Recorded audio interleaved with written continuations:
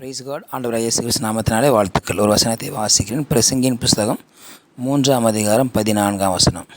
தேவன் செய்வது எதுவோ அது என்றைக்கும் நிலைக்கும் என்று கர்த்தருடைய வார்த்தை பார்க்கிறோம். எது நிலைக்கும், எது நம்முடைய வாழ்க்கையில் செயல்படும், எந்த காரியம் நம்முடைய வாழ்க்கையில் வெற்றி பெறும் என்று நமக்கு பல எண்ணங்கள் இருக்கலாம். இந்த பூமியில் வாழ்கிற மனிதனுக்கு ஆசைகள் பட உரிமை இருக்கிறது. இந்த பூமியில் வாழ்கிற மனுஷனுக்கு பேராசைகள் பெறவும் உரிமை இருக்கிறது. இந்த பூமியில் வாழ்கிற மனிதனுக்கு விருப்பங்கள், ஏக்கங்கள் இவையெல்லாம் பெறுவதற்கு அல்லது வேண்டும் என்று சொல்வதற்கு அவனுக்கு உரிமை இருக்கிறது. எதையும் விரும்புவது அவனுடைய இஷ்டமாக இருக்கலாம், அவனுடைய விருப்பமாக இருக்கலாம்.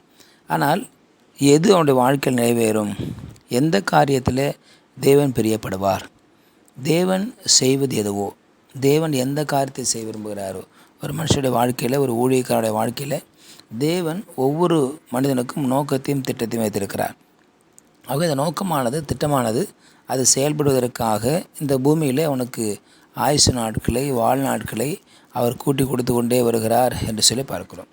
மனிதன் தனக்கான, தன்னுடைய சுகத்திற்கான, தன்னுடைய நம்பிக்கையின் வாழ்க்கைக்கான, சந்தோஷத்திற்கான, ஆசீர்வாதத்திற்கான வாழ்க்கையை தேவன் வைத்திருந்தாலும் மிக முக்கியமான மனித படைப்புக்கான நோக்கம் தேவனுடைய சித்தத்தை செய்து முடிக்கும்படியாக, இந்த பூமியில் ஆசீர்வாதமாக வீடு வைத்துக்கொண்டு, கார் வைத்துக்கொண்டு நல்ல வசதியாக வாழ்வதும் தேவனுக்கு திட்டம்தான், தேவனுக்கு விருப்பம்தான்.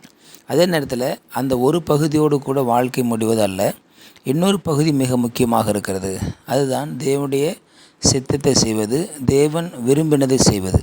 இந்த பூமியில் பல இடத்துல வேலை செய்யலாம், பல வியாபாரம் பண்ணலாம், பல காரியம் செய்யலாம், பல ஊழியம் செய்யலாம். ஆனால் தேவன் செய்வது எதுவோ, தேவன் மனுஷனுடைய வாழ்க்கையில், ஊழியக்கார வாழ்க்கையில், ஊழியத்தின் வாழ்க்கையில் அவர் செய்கிறது எதுவோ அதுவே நிலைத்து நிற்கும். மற்றதெல்லாம் மாயையாய் போய்விடும், மற்றதெல்லாம் காணாமல் போய்விடும் என்று சொல்லி பார்க்கிறோம். நம்முடைய வாழ்க்கையில் பின்னோக்கி திரும்பி பார்த்தோம் என்று சொன்னால் எவ்வளவோ காரியங்கள் தேவனுக்கு பிரியமில்லாத, தேவனுக்கு விருப்பமில்லாத, தேவன் செய்யாததை நாம் முயற்சி செய்து அதில் வெற்றி பெறுவது போல காணப்பட்டு தோல்வியடைந்திருக்கிறோம். நம்முடைய வாழ்க்கையில் தேவன் விரும்பாததை நாம் பல காரியங்களை செய்திருக்கிறோம். பல நேரத்தில் பல காரியங்களை தேவனுக்கு விருப்பமில்லாமல் செய்து அதில் நாம் தோல்வியடைந்திருக்கலாம்.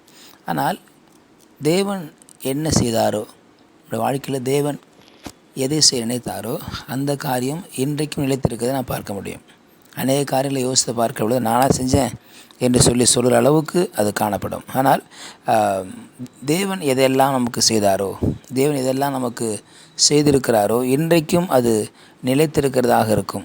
காரணம், அது தேவனுடைய செய்கை, தேவனால் செய்யப்பட்ட செய்கை. இந்த பூமியில் தேவனுடைய சிருஷ்டிப்பு இன்றைக்கும் நிலைத்திருக்கிறதை பார்க்கிறோம். மனுஷனுடைய சிருஷ்டிப்புகளோ அது அழிந்து போய் கொண்டே இருக்கிறது.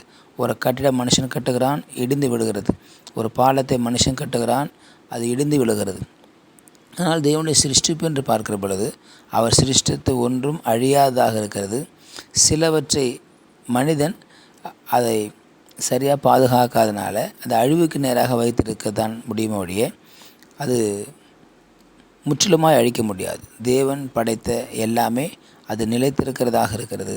தேவன் மனுஷனுக்காக இந்த பூமியில் எல்லாவற்றையும் படைத்து கொடுத்தார், எல்லாவற்றையும் செய்து முடித்தார். எல்லாவற்றையும் மனுஷனுக்காக அவர் செய்து முடித்திருக்கிற தேவனாக இருக்கிறார். ஆகவே தான் அவர் எல்லாம் செய்து முடித்தார். அவர் செய்வது எதுவோ அது இன்றும் நிலைத்திருக்கிறதை பார்க்கும். ரட்சிப்பை நமக்கு அவர் செய்து முடித்தார், இன்றைக்கு நிலைத்திருக்கிறது. நமக்காக பரலோக ராஜ்யத்தை ஆயத்தப்படுத்தி வைத்திருக்கிறார், அது இன்னும் நிலைத்திருக்கிறது. வேதாகமத்தை கொடுத்திருக்கார், என்ன நிலைத்திருக்கிறது. கர்த்தருடைய வசனங்களோ அவருடைய வார்த்தைகளோ வானங்களில் நிலைத்திருக்கிறது என்று சொல்லி பார்க்கிறோம்.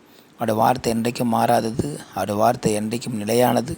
ஆகவே தேவன் நம்முடைய வாழ்க்கையில் எதை செய்தாலும் அதை சரியாக செய்கிற தேவனாக இருக்கிறார்.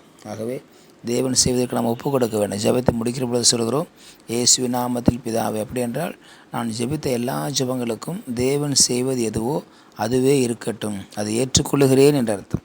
அதை ஏற்றுக்கொள்ளுகிற 5 ஜெப குறிப்புகளை செய்துவிட்டு 5க்கும் பதில் எதிர்பார்ப்பது என்பது நம்முடைய விருப்பமாக இருக்கலாம். ஆனால் 5இல் தேவன் செய்வது 2 அல்லது 3 ஆண்டு செய்தாலும் கூட அதை முழு மனதோடு ஏற்றுக்கொள்வது தான் தேவனுடைய பார்வையில் சரியாக இருக்கிறது. ஆகவே நம்முடைய ஆவிக்குரிய முதிர்ச்சி என்பது தேவன் செய்வதை ஏற்றுக்கொள்வது. காரணம், அதுதான் நிலைநிற்கும் என்று நாம் அறிந்து கொள்ள வேண்டும். ஆகவே இந்த வார்த்தைகளை கொண்டு தேவன் நம்மை ஆசீர்வதிப்பாராக. ஜெபிக்கலாம்.